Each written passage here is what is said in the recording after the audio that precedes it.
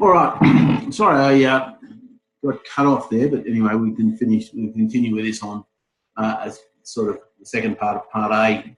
As I was saying in the other session, you know, the basics of it is that the sport itself defines whether it should have proper corporate governance.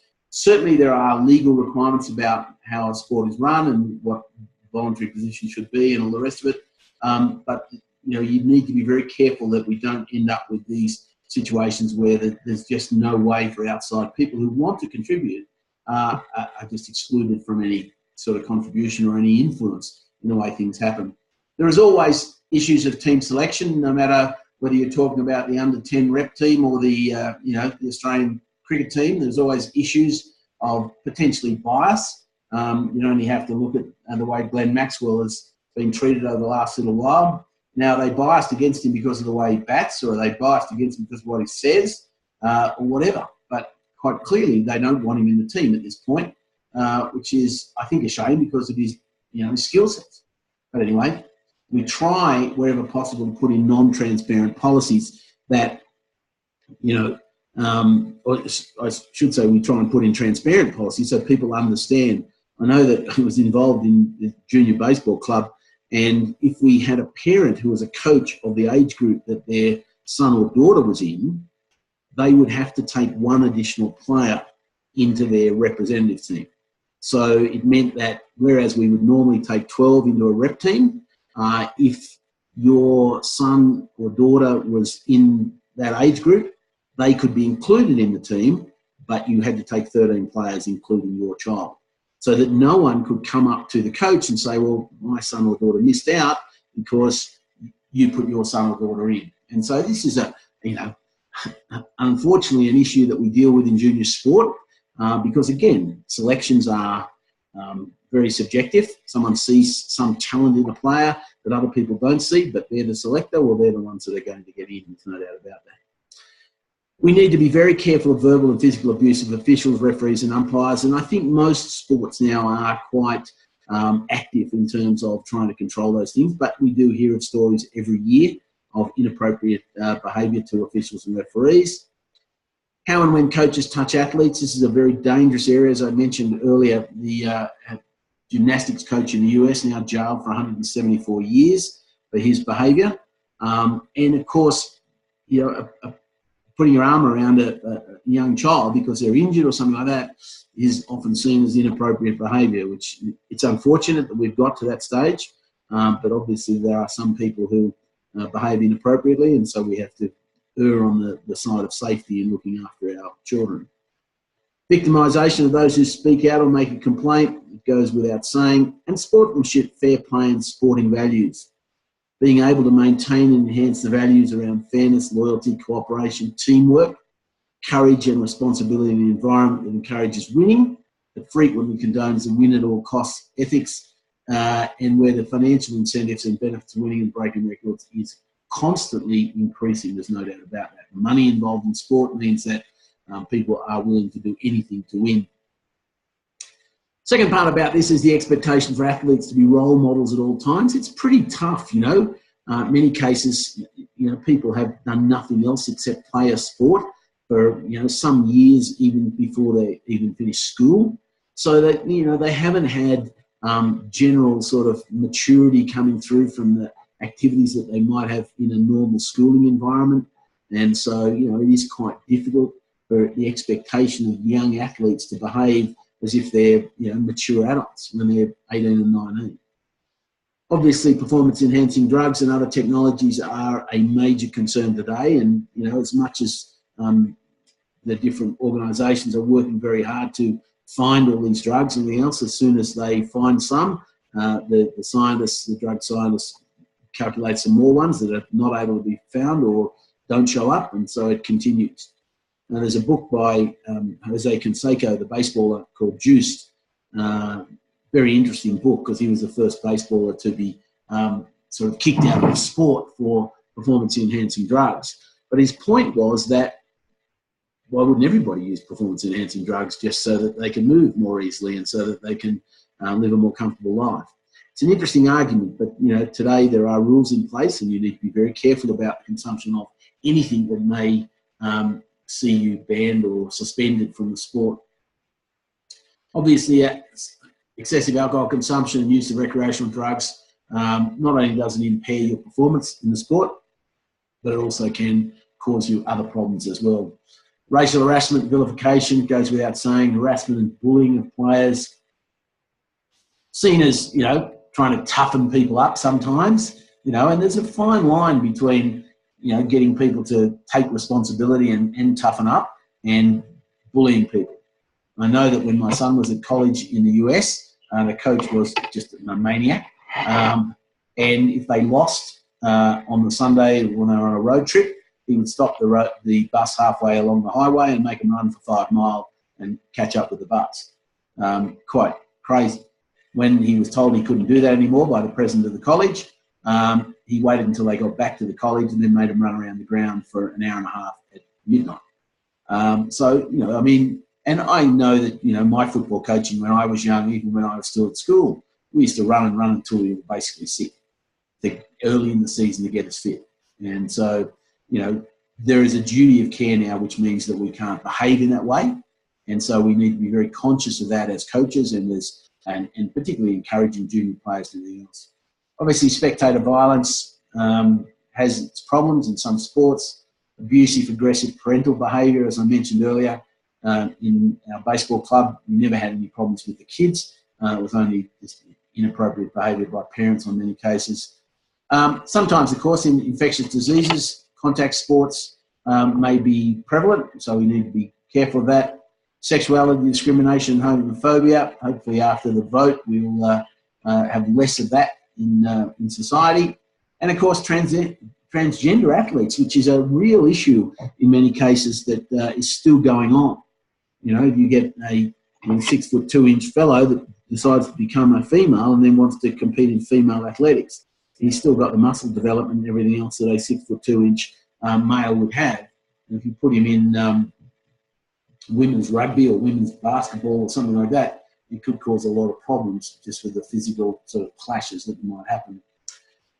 Some of the other things, of course, genetic doping, therapy, manipulation, science and technology.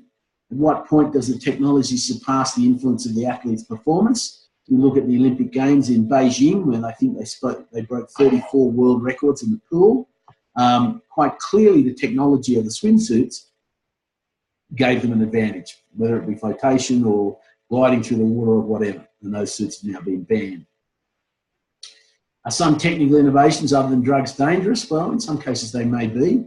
Obviously, pain-killing injections, allowing players to go out back onto a field with an injury with a pain-killing injection so they don't feel the pain. They may be doing a lot worse damage and sometimes even permanent damage to an injury or a limb. Sponsorship demands of having the best players on the field all the time. Sexualisation or exploitation of athletes. Pregnancy in sport. I know that certainly in squash in New South Wales, any woman who became pregnant must immediately stop playing. And this is this argument between the woman's right and the fetus's right. But basically, as soon as a woman became aware she was pregnant, she had to drop out of the sport because of the nature of the sport and everything else. Violence on the sporting field. We see less of it now in many cases because of the rules and the penalties for players who are violent. But we still see, bits of it. There's no doubt about that. And older school people would tell you, what's wrong with a bit of biff, But unfortunately, it sends a poor message to people who might have been thinking of having their kids go and play a sport. So that becomes a problem. Hormone replacement therapy, drug testing of mature female athletes, questionable game tactics, sledging, time wasting, slow play, and then of course the media's role in sport as well. So we're going to go through this next section fairly quickly because it's about corporate governance. Now, in Australia, we have very strict rules now on corporate governance. They are legally required. If you've got a company that's listed on the stock market, I've been the director of a public company that about 2 days after you are listed as a director, you get a very large folder from ASIC, the Australian Securities Institute, telling you how you should behave as a director and your responsibilities. And so corporate governance is about maximising shareholder value legally, ethically, and on a sustainable basis, while ensuring fairness to every stakeholder, the company's customers, the employees, the investors, the vendor partners, the government of the land, and the community. Thus, corporate governance is a reflection of a company's culture, its policies, how it deals with stakeholders, and commitments to values. And that's out of a good corporate governance checklist or a mindset, George Washington University from Narayani Murthy. There's also understanding, how this works. In terms of maximising shareholder value, you've got to do it legally, ethically, and sustainably. But if we're investing in a company, we want it to make money for us and to increase our value. Ensure fairness to every stakeholder, to your customers, obviously. You want to provide a good product for a fair price. Employees, not to have sweatshop labour environments, but to be an employer of choice where people want to go and work. For the investors, the vendor partners, the government and community. And also, it is a reflection of our culture, and that's the way that it works. According to the Australian Stock Exchange, corporate governance is the framework of rules, relationships, systems and processes within and by which authority is exercised and controlled in corporations. It encompasses the mechanisms by which companies and those in control are held to account. Corporate governance influences how the objectives of the company are set and achieved, how risk is monitored and assessed, and how performance is optimised. And the objectives of good governance are to enhance performance. So to do things by following the rules, the government's rules and others. And at the same time, though, we want to be successful. We want to maximise return on our investment. We want to increase our efficiency and ensure long-term productivity growth so we exist into the future. We want to attract the best talent. It's no different from a sporting team. We want to attract the best players because they want to come and play for us. Same in a business. We want to attract the best people. Conform activities within the interests of investors in society and create fairness, transparency and accountability. Confidence. Good governance promotes public confidence in the organisation, and this is a very important part of it. We've had some situations in rugby league over the last few years where boards of directors have behaved inappropriately, and of course people lose confidence in the overall function of that club or that organisation, and it's a very important one.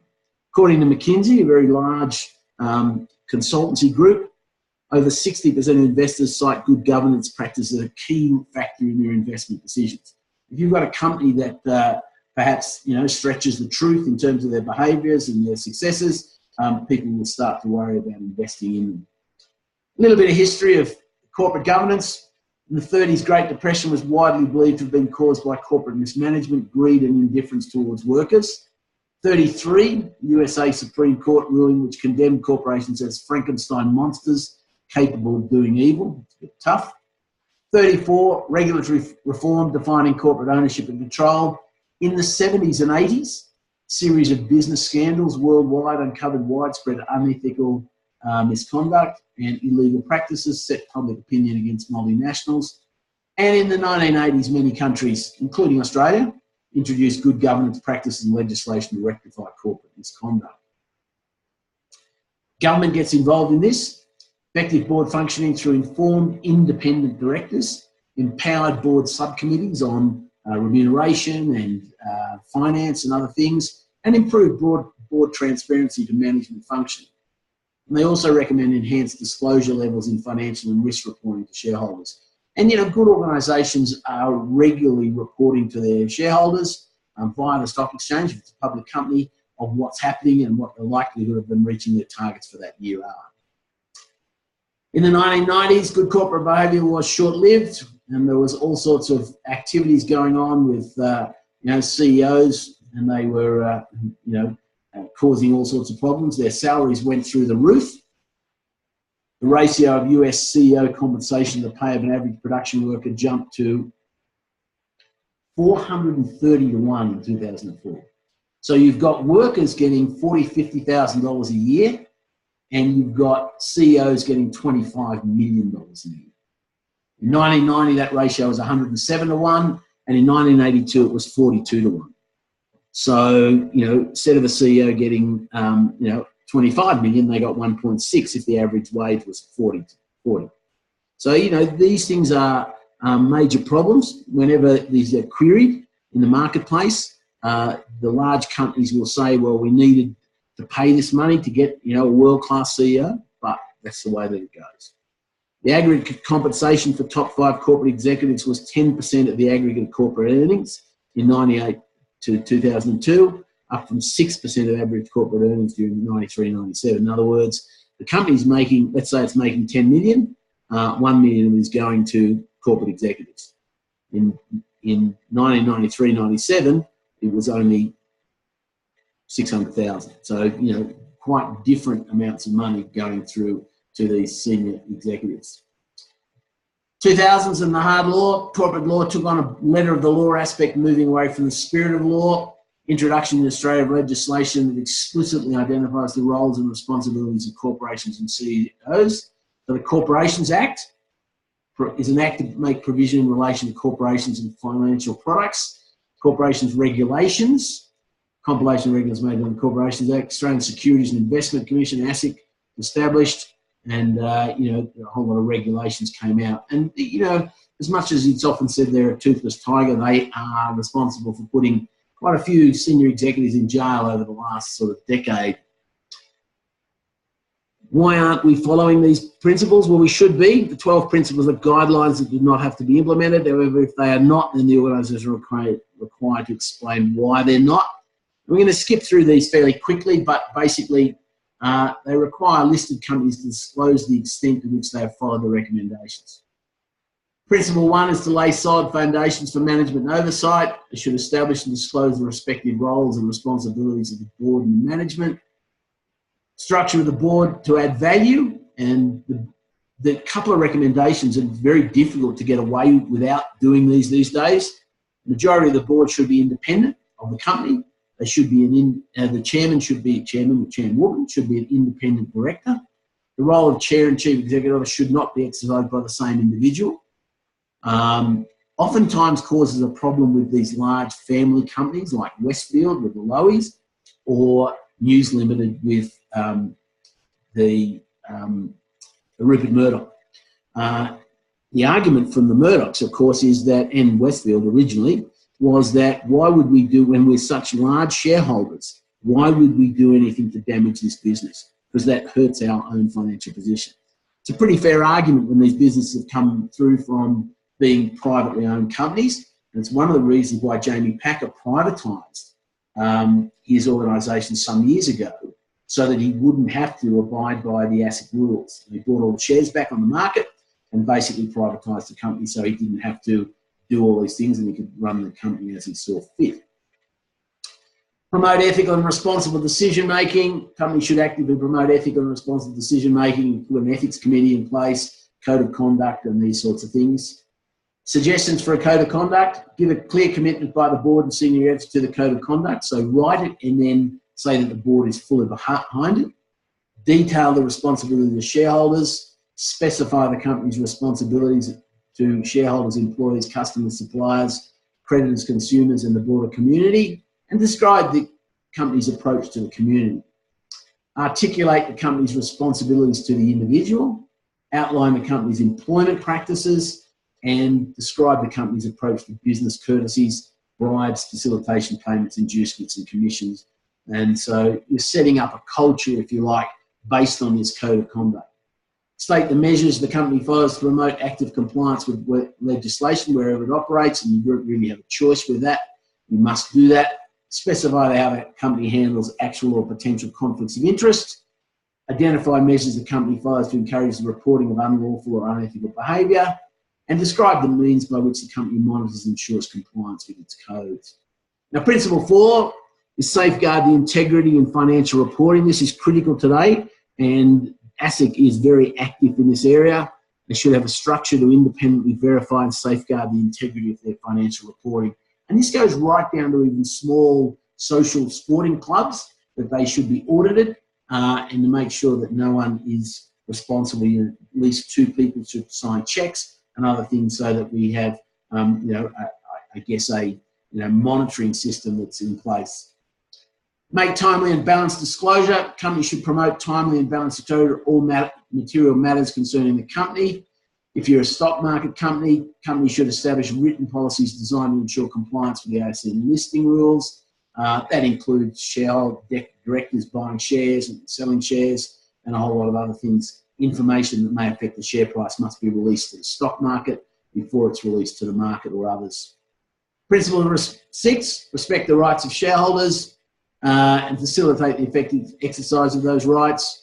Recognise and manage all the risks, and you've got risks built into your sporting assignment, and these things need to be managed so that they don't bring a sport down to financial ruin. So that becomes a very important part of it.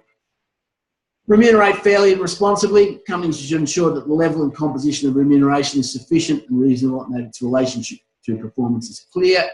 And the recommendations, the board should establish a remuneration committee, and then that would lead us then into the spectators' excitement and globalisation, which we'll do, which is now in the third part of Module 6.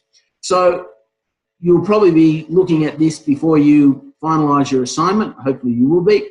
So please focus on that now. There will be another set of these slides to finish this area up in the next couple of days. But please make sure you do a good job of those assignments. They are worth a large component of your overall score, 60%. All right, take care. Talk to you soon.